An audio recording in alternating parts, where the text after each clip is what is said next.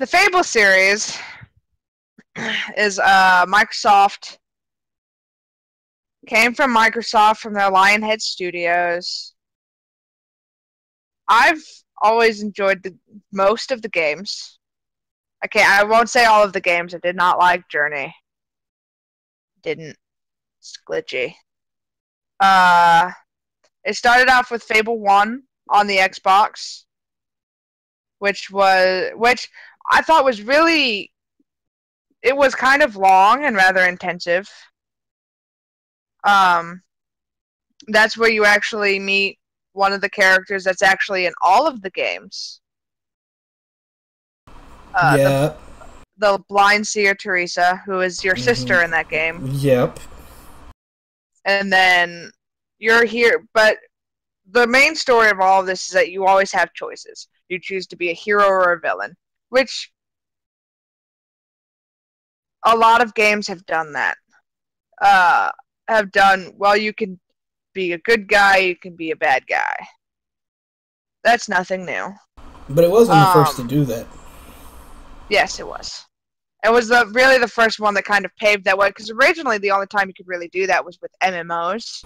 Yeah. Where you could choose sides. Knights of the Old Republic was... Fable and Knights of the Old Republic were the ones that ushered that in. Yeah. And I thought the really good part about this was that it did give you options as far as making choices where you could help villagers, you can kill villagers, in case you were angry for some weird reason. Or psychotic. Yeah, or that. I blame Jack. But, I mean, Fable 1 I really liked, and then I played Fable 2, which I really enjoyed. That, again, you see Teresa, and it's like, oh, wow, I didn't know you'd see her in this game. Who helps your hero grow and become this great person. And again, you have this, you go through this whole story of you can be a good guy or a bad guy, but you still have this final choice of sacrifice, love, or wealth in the as your final choice. Sacrifice being you sacrifice your loved ones to revive everyone that died, making this spire that was awful. Love, you get your dog and your sister back who have died. And wealth is the evil option, and you get 1,000,000 gold. And everyone hates you. Okay. My hair always fell out anyway. I usually always chose... Yep. Sorry, go ahead. Oh, you can ask your question. Oh, I was just going to ask, can I sacrifice other people's loved ones? That would be under the gold option. You think that would be awesome? That would be awesome. It's like, how about somebody else dies? But no. You know what the hardest choice? Your sister and your dog are already dead. They would come back to life. Yeah, and the thing was, like, was it Fable 2 where, like, one of the options was just your dog? Which was, like, the hardest one ever to choose between. In any video game, it was, like, the hardest choice ever. It's like, get gold, bring everybody to life. But if you do either one of these options, your dog is dead. It's like, what? Yeah. And the bad part is that if you don't have, like, if you want to get, like, the 100% on this and you didn't have all of the gold keys, you had to keep your dog alive because some of them were buried. Yep. And you can't do that without the dog. Now, there was a way to cheat. The expansion of it, when they updated the game, your sister also comes back to life, and you read a letter from her. You don't actually see her again in the game. Yeah. But if you chose sacrifice, everybody that you brought back to life, you never see again in the game. So it's like, well, what the fuck? Y'all can just stay dead. I don't care. See, and just for people who don't know, if you do go back and play the original game, you can actually cheat. If you save right before you have to make the decision, then you can go do all three and get all the achievements for it. Works also in Fable 2 and Fable 3. Yep. But I love that you brought this up because most people don't realize the two very big launching titles that made Xbox, the original one, popular and paved way for Xbox 360 and Xbox One now, no matter if you like the consoles or not, the thing that made them popular and made it possible was Halo, which everybody remembers, but also Fable. Yeah.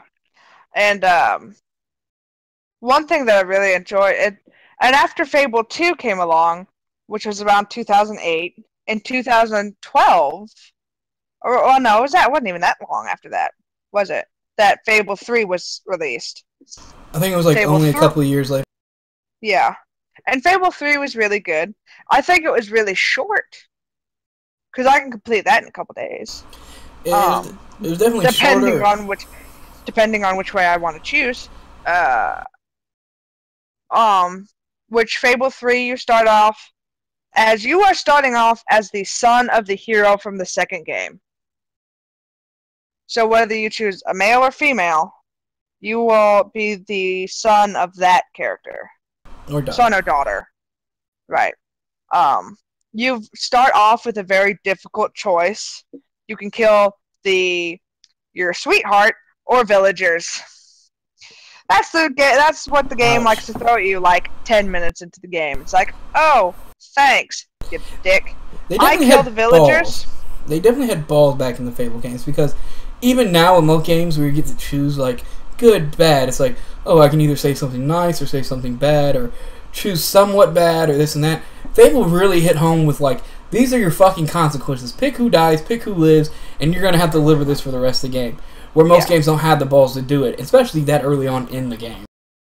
Yeah, and the thing is that if you save the villagers, you'll see the villagers later on. Like, you'll see them and stuff like that, and they'll be like, oh, hi, you saved my life, blah, blah, blah. If you save your sweetheart, you will see them later in the game, and you can convince them to go back and be with you. That's the choice that you have to make. Love is what or sacrifice. It's like and that's one of the great things is like because this is really like a cartoony looking game, but it's kind of deep in that it does all of this really hard choices because the very end of Fable, for those who have played it, you have to have a certain amount of gold to save everyone in the country. And I've had people complain to me multiple times saying that you have to be a bad guy to save everyone. No, you don't. You just have to you pretty much have to, what I do is I buy every building and rent them out. And then and then obviously I'll have like all of this gold and everything else. But I won't have, and then I'll have to work, like I'll do like the little jobs and stuff, and it'll take me about 20 to 24 hours, but I'll have enough gold to keep all of my promises and still save everybody. And then I'll do the final mission, and everybody will be alive. That's the thing that people don't quite understand, is that you can still be a good guy, you just have to work harder. That, and also if you have a friend, they can give you all their gold, and it makes the process a lot easier, just so you know. Well, that's also away. Yeah, I mean, that's also true, but at the same time, it's like, what do you really... But I think at the same time, there's also this learning curve. There definitely is. Like, there's this thing where it's like, you want to do these things, you have to understand, you have to earn it. Hello? Unless you want to take the easy way out, which won't get you a lot of friends, or won't get you very popular. Because I've done the good, the medium, and the bad way. The medium being that I didn't work, I didn't have any gold, and I kept all my promises. Everybody died. Except me. It's very lonely and very weird. I don't suggest doing that. Yeah, alone with the darkness. The good way being that I had enough gold to save everybody, and the bad way being that I broke all my promises and had plenty of gold. I mean, it's just really. And then after Fable 3, Fable Journey came out. No, thank you. Journey was a Kinect only game for the 360. That was when Kinect first came out, and it was still very glitchy. So the game was very glitchy. It was on rails, so you could only move a certain direction. You could only move a certain way at any point in time, and the controls were very off. It was very off-putting. I didn't like it. But in 2012 and 2013, Fable had announced that they were going to make Fable Legends. That was canceled this year in March because they are sadly talking about closing the Lionheart Studios, which for me I think really sucks because I love Fable. I think Fable is like a really great game. It's one of those that's like really hits home for people and this, that, and the other. Oh, one other I also didn't mention, which it's really just the first one. It was Fable Anniversary, where they made the first one for Xbox 360. They remastered it. So yeah, this sucks for me that Lion's Head's closing because I think the problem that some people really love Fable 3 and some people don't, and it's kind of split between critics and fans, is because they changed some of the core mechanics of the game and then added in new mechanics that either worked for some people, which I still enjoyed the game and had fun, and I thought it was a good game. It's definitely worth checking out. And then others just had a problem, but that happens with a lot of games. I really would like to see what they could have done with this next gen and what they could have done learning from the lessons that they learned, incorporating the things that did work, and how massive the scope could have been. The thing is, I think the scope of Fable 3, though the story was bigger, the scope of the game itself was smaller. Definitely, I think Fable 2 is the best in the entire series. Fable 1 is something you have to play, and Fable 3, give it a try. It's a good game, you'll enjoy it. Just go in there and have fun with it. It's like Dark Souls 2. Still a good game, it's just not the best in the series to a lot of people.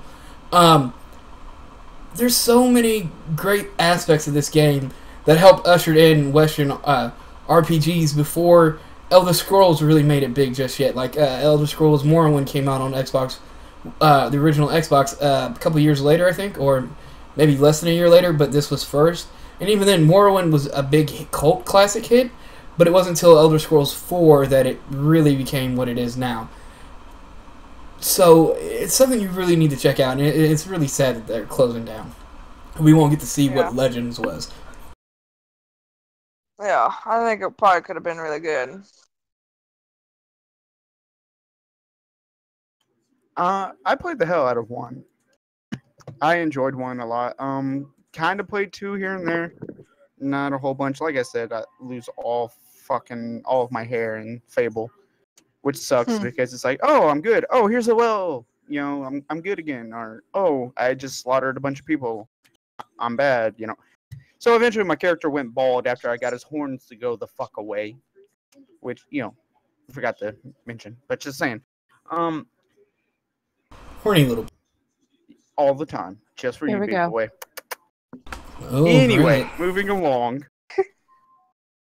But no, no, I enjoyed the game. I thought the game was fun. The moral choices game mechanic wasn't really big at that time. Like it's like, oh, decide to push this guy off a ledge.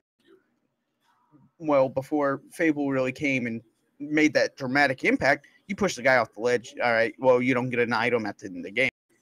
Fucking Fable comes along, you push that guy off the edge, your toenails fall off, your teeth fall the fuck out, your nose turns into a witch's nose with a little wart on the end of it, your fucking dog runs away, your pickup truck fucking leaves you for your wife, all kinds of crazy shit happens. It's like a country song come to life.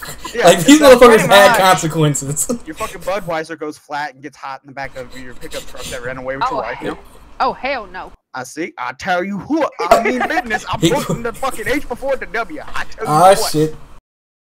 Just booby. And wow.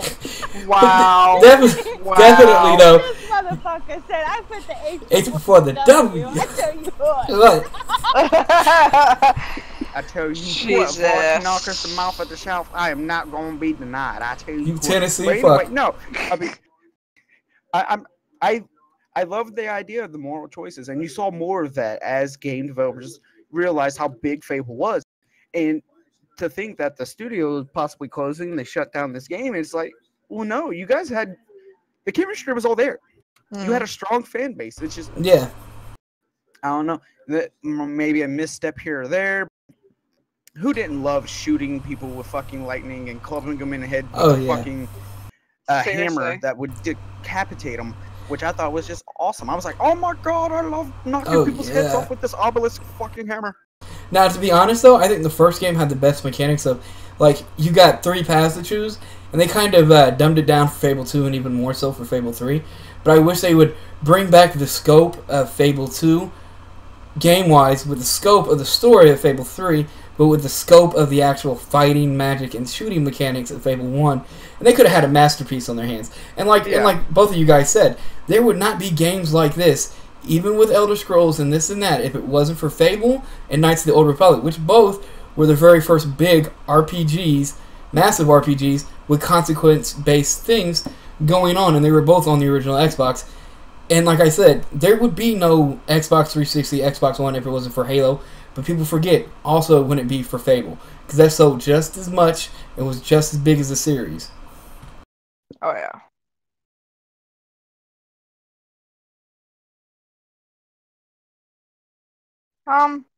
My thing is that what's really sad about the whole Lionhead's closing is that, I mean, yeah, it's like, I mean, Fable's like really classic and has this great chemistry with it that I really would love to see again.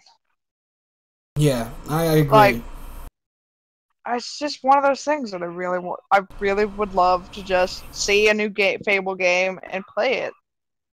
And it's definitely, it capsulizes what the modern RPG, what Western RPG is. Games like Elder Scrolls, Fable, and Knights of the Old Republic are what made Western RPGs what they are today. Yeah. And sadly, 2 of those are gone, and all we're left with is Elder Scrolls, which is the first person, even though you can go third person, but who does that in that game? I do. Thank okay, you. well, that's you. Okay. The small majority. So you're the one. Yeah, you're the minority. No. Watch out. What? I'm sorry, I made my Khajiit look awesome. I would like to see him. Thank you.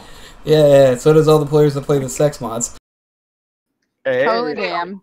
Weird. That's weirdness. That's what that was. I'm just saying, somebody likes that furries.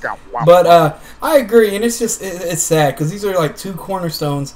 Fable and Knights of the Old Republic are 2 cornerstones of what Western RPGs are, and now all we're left with is Bethesda, which are carrying on strong. But it would be nice to jump into these games because they were all 3 so vastly different and beautiful in their own ways, graphically, mechanics, story-wise.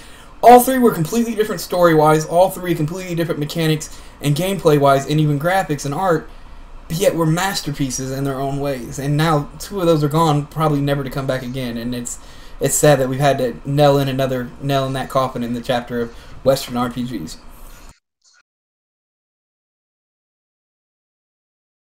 This is true. Yeah, it's been pretty bad. I've missed it. But honestly, if they said Bethesda was gonna make a new Fable game, I'd been like, take it. No. Sorry, I'm really good at reading minds. Only if they keep the original art style. Oh yeah, definitely. Fuck you too. I was right in the middle of about to say it. I was like, Bethesda might revive Fable, but no. Somebody in her monkey ways had to pull her monkey shenanigans and do her monkey shit and her monkey shine. If anybody says spank the monkey, I'm calling quits now. Spank it. I'm pretty sure she would not appreciate you spanking her. Please I didn't say I. Well, I mean, if it wasn't a guy. So if it was a Daedric, she'd be okay with it? But see, then I would totally like Taco Block because I would be so. Clitterference.